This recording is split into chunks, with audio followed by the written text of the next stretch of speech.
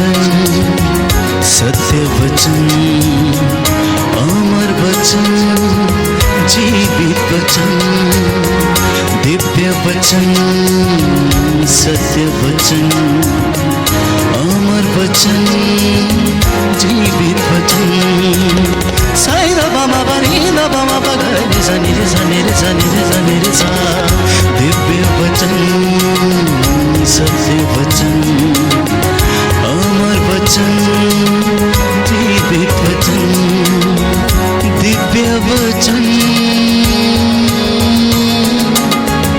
दिव्य वचन।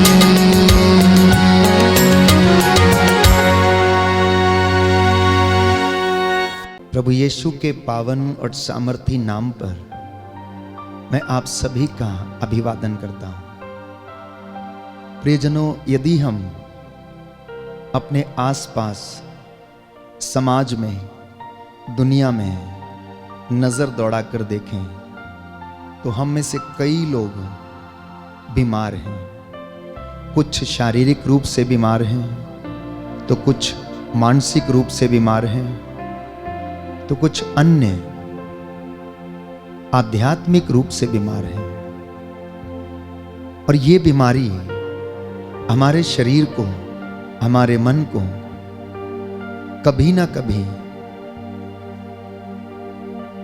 हमारे शरीर पर असर डालती है, हमारे जीवन पर असर डालती है।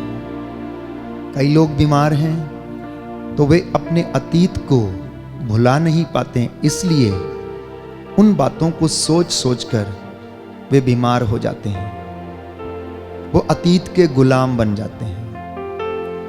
अब हो सकता है किसी ने आपको आपकी युवावस्था में, बचपन में या आपके पिछले जीवन में आपको ठेस पहुंचाई हो, आपके साथ बुरा व्यवहार किया हो, आपके जीवन में आपको कष्ट पहुंचाया हो और आप उसके प्रति क्रोध से भरे हुए हैं। और कब आप उसके साथ बदला लें, ये सोच में रहते होंगे।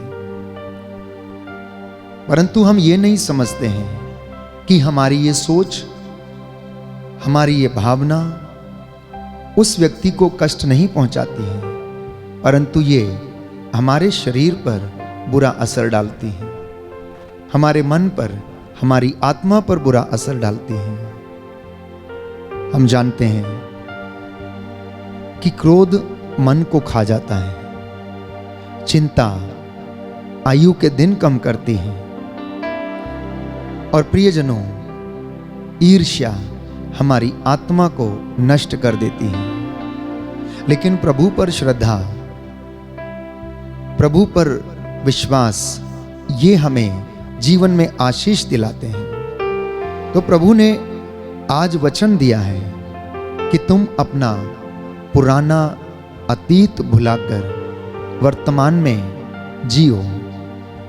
कल की चिंता मत करो, जो बीत गया है सो बीत गया है। इसलिए आधुनिक युग में मनुष्य के जीवन की कड़वी सच्चाई ये है कि या तो वो अतीत में जीता है और या फिर भविष्य में जीने का प्रयास करता है। परंतु बाइबल हमें बताती है कि तुम कल की चिंता मत करो, कल अपनी चिंता स्वयं कर लेगा। आज की मुसीबत आज के लिए काफी है।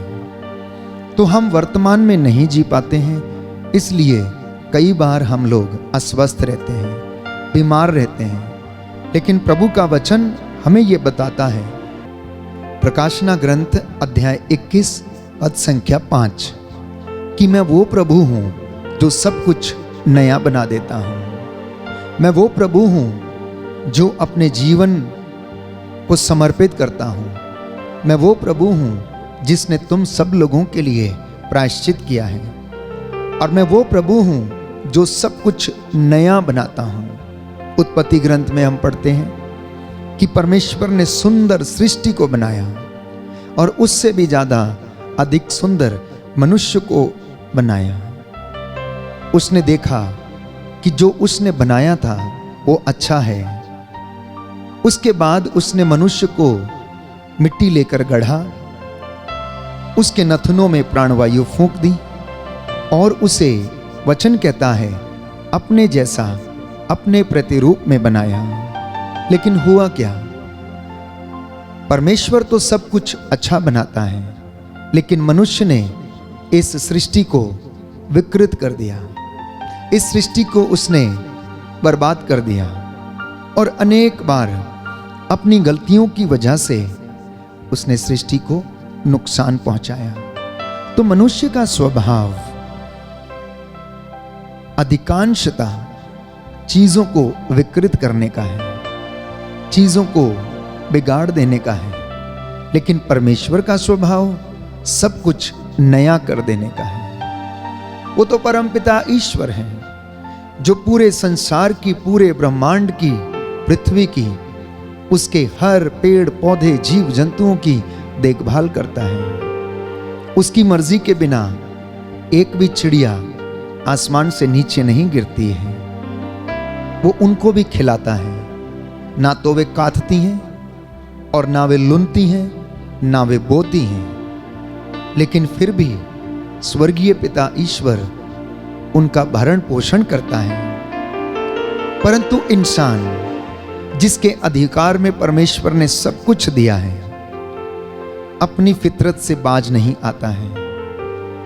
पुरानी आदतों से, पुरानी बातों से, पुरानी दुश्मनी से, लड़ाई झगड़े से, ईर्ष्या, अहंकार और ऐसी तमाम बुराइयों से वो अपने जीवन को विकृत करता है। इसलिए वो अपने जीवन में अशांत रहता है। उसके जीवन में संतुष्टि नहीं रहती है। वो दूसरों की खुशी को देखकर ईर्ष्या करता है। आज इंसान अपने दुख से दुखी नहीं है, परंतु दूसरों के सुख से दुखी है। ये समाज की विडंबना है और ये कड़वी सच्चाई है। और बाइबल, धर्मशास्त्र हमें व्यवहारिक और आध्यात्मिक ज्ञान देने का प्रयास करते हैं। नित्य प्रतिदिन हमें यही बताना चाहते हैं कि हम अपने जीवन में इन सारी बातों को त्याग कर ईश्वर की आशीष को और अभिषेक को ग्रहण करें। एक व्यक्ति एक दिन पहाड़ी पर चढ़ा। जब वह सृष्टि का आनंद ले रहा था तो वह अचानक पहाड़ी के ऊपर से नीचे गिर गया। जैसे ही वह लुढ़कता हुआ नीचे आ रहा था, लुढ़कते लुढ़कते एक पेड़ की डाली उसके हाथ में आ गई। उसने उसे पकड़ लिया और वह उसके साथ लटक गया। नीचे खाई और ऊपर आसमान, बचने की कोई उम्मीद ना थी। वहां से चिल्लाता है, अपने परम पिता ईश्वर को याद करता है, प्रभु मुझे बचाइए।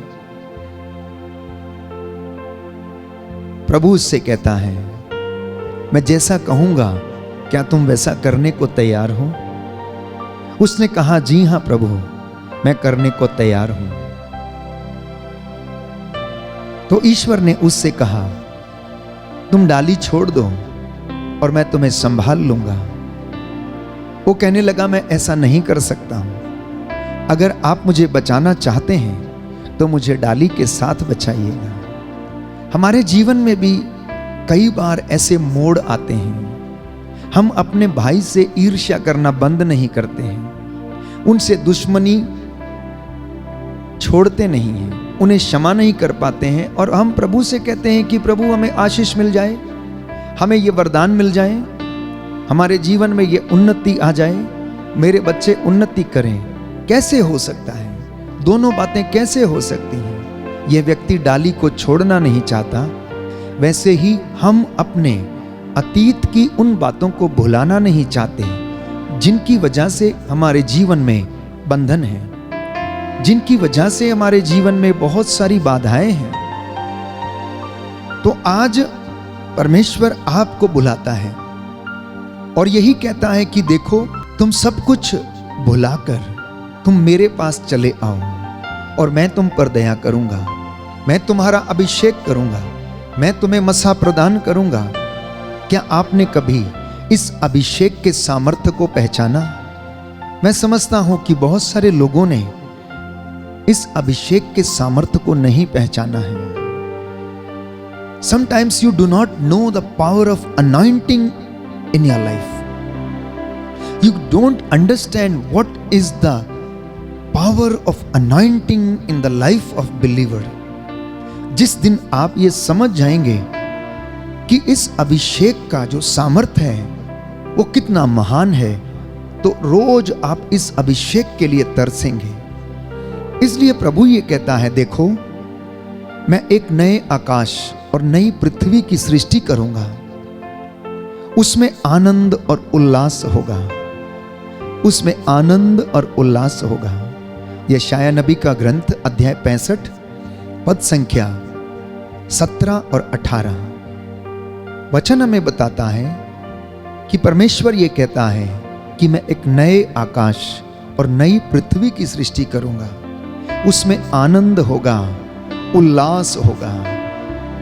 लेकिन दुख की बात है कि आज कई लोग इतनी बड़ी दुनिया को भुलाकर, इतनी बड़ी दुनिया को छोड़कर अपनी छोटी सी दुनिया में जीवन बिताते हैं। कई लोगों के लिए उनका दफ्तर उनकी दुनिया है, कई लोगों के लिए उनका लैपटॉप या मोबाइल उनकी दुनिया है, कई लोगों के लिए उनका दुख अपनी दुनिया बनकर रह जाता है, कई लोगों का जीवन में उनकी दुनिया, प्यारे भाइयों और बहनों, 4 दोस्त उनकी दुनिया बनकर रह जाते हैं। ये दुनिया बहुत बड़ी है। हमें इसे खुले विचारों के साथ, प्रेम के साथ, प्रभु की सृष्टि का आनंद लेते हुए, उसकी प्रशंसा करते हुए अपने जीवन को व्यतीत करने की आवश्यकता है। और मैं आपको विश्वास दिलाता हूं कि इसमें प्रभु आपको आशीष प्रदान करेगा, अभिषेक प्रदान करेगा।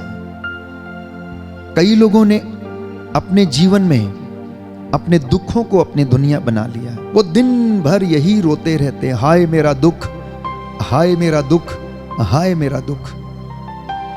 उससे ऊपर उठकर कुछ सोच नहीं पाते हैं। प्रियजनों, दुख और सुख ये जीवन के 2 कड़वे सत्य हैं। ये सिक्के के उन 2 पहलुओं के समान हैं जो कि हमारे जीवन में लगातार रहते हैं। लेकिन हर दुख के बाद एक सुख हमारे जीवन में आता है। जब कष्ट हमारे जीवन में होता है तो उन दिनों में हम अपने आप को यूं समझें कि जैसे हम पहाड़ से नीचे उतरकर वैली में आ गए हैं। और जब हम वैली में रहते हैं तो हमें दूसरी ओर कुछ भी नहीं दिखता है। लेकिन जब हम पहाड़ी पर चढ़ जाते हैं तो हमें फिर से हरियाली, फिर से होराइजन नजर आने लगता है। कभी कभी हम सोचते हैं कि हम अंधकार में हैं, वैली में हैं, तो दूसरी ओर अब कुछ होने वाला नहीं है। प्रियजनों, उस वैली से, दुख की उस गहराई से बाहर निकलकर देखने का प्रयास करें तो आपको पता लगेगा कि दुनिया कितनी विशाल है, ये जिंदगी कितनी हसीन है, ये जिंदगी के तोहफे जो परमेश्वर ने वरदान स्वरूप हमें दिए हैं, ये कितने हसीन हैं। आज दुनिया अपने जीवन का आनंद लेने में असमर्थ है। बहुत सारे लोग हैं जो जीते हैं लेकिन आनंद नहीं ले पाते हैं। ये इस दुनिया में परमेश्वर ने हम सबको एक ऐसा मौका दिया है कि हम अपने इस जीवन यात्रा में अपनी जिंदगी के उन हसीन पलों का आनंद लें, ईश्वर की महिमा करें, उसकी प्रशंसा करें। आपकी पीड़ा, आपके लोग, आपकी समस्याएं आपकी जिंदगी बनकर ना रह जाएं। आपके बच्चे, आपका घर और ये तमाम बातें जिन्हें आप अपनी दुनिया बना लेते हैं, इनसे ऊपर उठकर देखना, और इससे ऊपर उठ के देखने का सामर्थ्य परमेश्वर हमें देता है जब हम उसकी बातों को समझते हैं, पढ़ते हैं, धर्मशास्त्र का ज्ञान हम प्राप्त करते हैं। तो ये जो अज्ञानता का अंधकार है जिसके कारण हम दुख में रहते हैं, प्रियजनों, प्रभु हमें आशीष और अनॉइंटिंग देता है, अभिषेक देता है, मसा प्रदान करता है, ताकि हम जिंदगी के इन हसीन पलों का आनंद ले सकें। तो ईश्वर ने सारी सृष्टि को मनुष्य के अधीन किया है और परमेश्वर ने ये चाहा कि मनुष्य इस सृष्टि से आनंद उठाए, इसकी देखभाल करे, इसकी सेवा करे और इसको देखकर परमेश्वर की प्रशंसा करे। लेकिन आज हम क्या देखते हैं? मनुष्य इस सृष्टि को बर्बाद करने पर तुला हुआ है, अपने आस पड़ोस में, अपने समाज में। आप देखिए कि जंगलों को काटकर, पेड़ों को नुकसान पहुंचाकर, उन्हें उस जगह पर बड़ी बड़ी फैक्ट्रीज, बड़े बड़े उद्योग के धंधे स्थापित किए गए हैं। डेवलपमेंट के लिए ये जरूरी है, लेकिन उससे भी ज्यादा कहीं जरूरी ये है कि सृष्टि को नुकसान ना पहुंचाकर, प्रकृति को नुकसान ना पहुंचाकर अपने कामों को किया जाए। जो हवा प्रभु हमें प्रदान करता है, जिन पेड़ों से हमें ऑक्सीजन मिलता है, मान लीजिए कि हम उसी को नुकसान पहुंचाते हैं, तो आने वाले दिनों में इस सुंदर सृष्टि का क्या होगा? और मनुष्य जो इसका उपभोग करता है, यदि उसकी रक्षा ना करे तो उसका जीवन सलामत कैसे रह सकता है? तो इसलिए प्रभु ये कहता है कि तुम लोग सृष्टि को छोड़कर, उसको नजरअंदाज करके अपनी दुनिया में मस्त हो। तुम अपना ध्यान मेरी ओर लगाओ, तुम अपनी आंखें मेरी ओर उठाओ, तुम मेरे पास लौट कर आओ, क्योंकि सृष्टि मेरी है। बादलों को आदेश मैं देता हूं, बादलों को आदेश मैं देता हूं। उसने अय्यूब से कहा, हम वचन में पढ़ते हैं कि क्या तुझे यह नहीं मालूम कि मैंने बादल को आदेश दिया कि तू जहां है वहां ठहर जा, तो वो ठहर गया। क्या तू ये नहीं जानता कि मैंने पर्वत बनाए, नदियां बनाई, पहाड़ बनाए? क्या तू ये नहीं जानता कि समुद्र का जल मैंने एकत्र किया? मैं तेरी भूमि को, अंकुरों को आशीर्वाद देता हूं। तुझे तो यह भी नहीं पता कि बीज जब मिट्टी में डाल दिया जाता है तो अंकुर कब फूटता है। क्या किसी ने अंकुर फूटता हुआ देखा है? किसी ने भी नहीं देखा, क्योंकि हमारी नंगी आंखें उसको देख नहीं सकती हैं। यदि बीज मिट्टी से बाहर रहेगा तो उसमें अंकुर कैसे फूट सकता है? अगर फूटेगा भी तो सूरज का ताप लगते ही वह झुलस जाएगा, वो लोगों को जीवन प्रदान नहीं कर पाएगा। तो परमेश्वर हमें याद दिलाता है कि आकाश के पक्षियों को देखो, वे ना तो बोते, ना काटते, ना लुनते हैं, लेकिन फिर भी तुम्हारा स्वर्गीय पिता उनकी देखभाल करता है। तो प्रियजनों, हम अतीत को भूलकर वर्तमान में जीना सीखें। हम अपने पुराने स्वभाव को भुलाकर वर्तमान में जीने का प्रयास करें। हम आज प्रभु की सेवा करते जाएं और अपनी जिंदगी में रोज एक दयालुता का काम करें, रोज एक सेवा का काम करें, रोज एक पुण्य का काम करें। प्रभु की सृष्टि की सेवा में कम से कम रोज एक काम करें, जिससे कि आप उसकी प्रशंसा करने के लिए लग जाएं। इतना ही नहीं, मत्ती का सुसमाचार अध्याय 6 पद संख्या 33 और उससे आगे हम पढ़ते हैं कि आप लोग हर दिन ईश्वर के राज्य और उसकी धार्मिकता की खोज करना। ईश्वर का राज्य क्या है? ईश्वर का राज्य एक आध्यात्मिक सच्चाई है।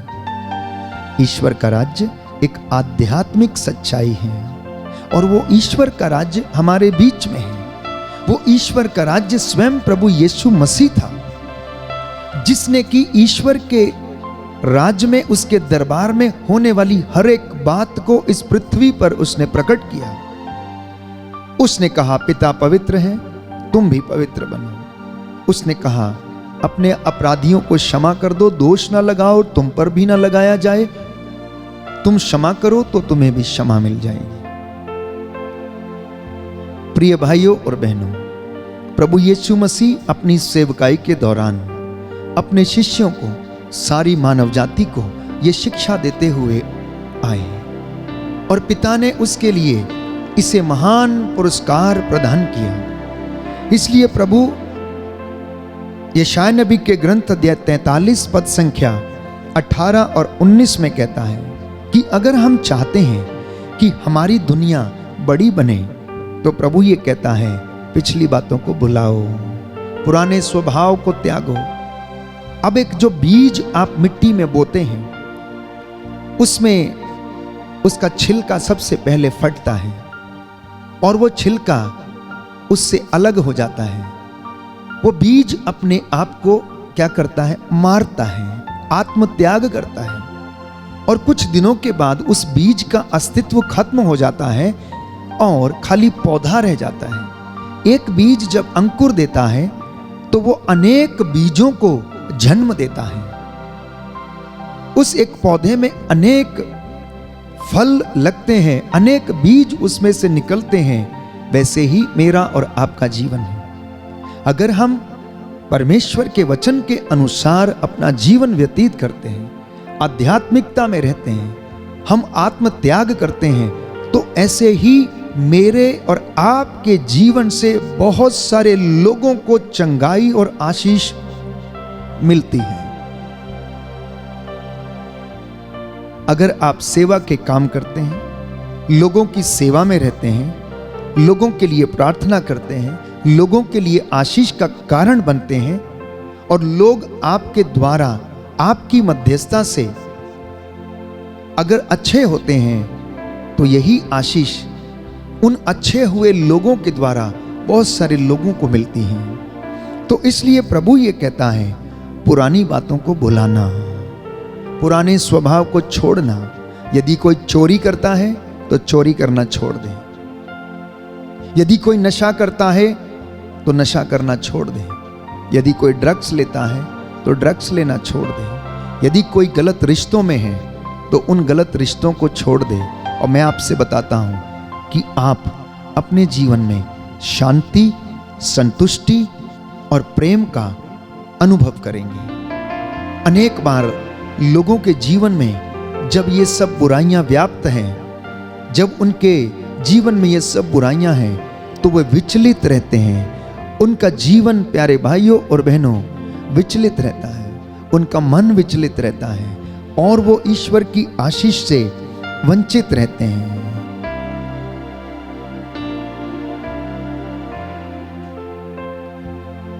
अगर हम चाहते हैं कि हम इन पुरानी बातों को भुलाएं, तो इसके लिए हमें क्या करने की आवश्यकता है? हमें सबसे पहले अपने भाई, अपनी बहन, अपनी माँ, अपने पिता, अपने मित्रों और अपने दुश्मनों को अगर उन्होंने हमें ठेस पहुंचाई है तो क्षमा करने की आवश्यकता है। बाइबल का सार ही प्यारे भाइयों और बहनों क्षमा। बाइबल हमें निरंतर यही बताती है कि क्षमा कर दो और तुम्हें भी क्षमा किया जाएगा। इसलिए प्रभु यीशु ने क्रूस की अंतिम क्षणों तक भी अपने जल्लादों को, दुश्मनों को क्षमा कर दिया। जिन्होंने आपको दुख दिया है उनको आप क्षमा कर दें, पुरानी यादों को आप जाने दें, अन्यथा आप दुखी रहेंगे। उनको भुलाना होगा। मैंने अपने जीवन में बहुत बार अनुभव किया, जब मैं पुराने अतीत की बातों को अपने जीवन में याद करता था तो वो दुख पहुंचाती थी, कष्ट पहुंचाती हैं। इन्हें भूलना आसान नहीं होता, लेकिन फिर भी जब ईश्वर की कृपा हम पर बन जाती है तो हमारे लिए हर असंभव बात वो संभव कर देता है। और इस असंभव बात को संभव करने के लिए उसके अभिषेक की आवश्यकता है, उसकी रूह का मसा इसकी आवश्यकता है। क्योंकि जब पवित्र आत्मा हमें वरदान देता है, सहनशीलता का, विनम्रता का, अपने ज्ञान का वरदान देता है, प्रेम का वरदान देता है, वचन की व्याख्या करने का वरदान देता है, लोगों को चंगाई देने का वरदान देता है, तो सबसे पहले वो हमें चंगा करता है, सबसे पहले वो हम पर दया करता है और हम उसकी कृपा में बढ़ने लगते हैं। और इतना ही नहीं, संत पौलुस कहता है कि यदि कोई व्यक्ति मसीह में आ गया है, यदि कोई व्यक्ति मसीह का नाम जानता है, तो वो नई सृष्टि बन गया है। पुरानी बातें समाप्त हो गई हैं, सब कुछ भुला दिया गया है और एक नया काम प्रभु ने शुरू कर दिया है। कुरिन्थियों को लिखते हुए संत पौलुस अध्याय 5 पद संख्या 17 से 18 में इस बात को स्पष्ट करता है कि जो मसीह में है वो नई सृष्टि है। The old has gone and the new has come, the new has come. Ezekiel नबी को परमेश्वर का वचन मिला और उसने कहा, देखो मैं तुम्हारे शरीर से कठोर हृदय निकालकर तुम्हें मांस का हृदय प्रदान करूंगा, अर्थात कोमल हृदय प्रदान करूंगा, विनम्र हृदय प्रदान करूंगा। अगर तुम मेरी आज्ञाओं का पालन करते हो, मेरी शिक्षाओं पर चलते हो, तो तुम अपने जीवन में आशीष का अनुभव करोगे। परंतु यदि तुम जानने के बावजूद उन बातों को नहीं करते हो, आज्ञाओं का उल्लंघन करते हो, तो तुम अवश्य अशांत रहोगे, महिमा से वंचित रहोगे। इसलिए प्रियजनों, आज के इस प्रवचन के द्वारा प्रभु हमें यही शिक्षा देता है कि हम अपने जीवन में अपने अतीत के गुलाम ना बने। हम अपने जीवन में अपने भाई बहन को क्षमा करने का प्रयास करें। हम अपने वर्तमान जीवन को जिएं। हम नित्य प्रतिदिन उसकी आशीष को अपने जीवन में अनुभव करें, सृष्टि की सेवा करें और प्रभु हमें आशीष प्रदान करेगा। जब हम आनंदित रहते हैं तो प्रभु भी हमारे कारण आनंद मनाता है, और जब हम दुखी रहते हैं तो प्रभु भी हमारे कारण दुखी होता और हम पर दया करता है। प्रियजनों, आज के वचन के द्वारा आपके परिवार में, आपके जीवन में शांति आए, चंगाई आए। अपने सिरों को झुकाइए, मैं आपके लिए प्रार्थना करूंगा। दया करने वाले, चंगा करने वाले यीशु राजा, हे प्रभु, मैं तेरा दास तुझसे निवेदन करता हूं, आज के वचन के द्वारा इन तमाम लोगों पर अपनी रूह का मसा प्रदान कर। हे प्रभु, तेरा ये वचन आत्मा की तलवार है। इस वचन के द्वारा हमारे जीवन में शांति आ जाए, चंगाई आ जाए और हम तेरी महिमा गाते रहे। जितने लोगों ने आज का ये वचन सुना है, इन सब के जीवन में तेरे आशीष बरसती रहे। इनके दफ्तरों, इनके खेत खलिहानों, इनके घरों परिवारों को, इनकी संतानों को आशीष प्रदान कर। हे प्रभु, मैं तेरा दास इन तमाम लोगों के लिए प्रायश्चित करते हुए निवेदन करता हूं, तेरी महिमा हमारे जीवन और परिवार में पूरी होती जाए। हमारी प्रार्थना सुन ले उद्धार करता यीशु प्रभु के द्वारा। आमीन।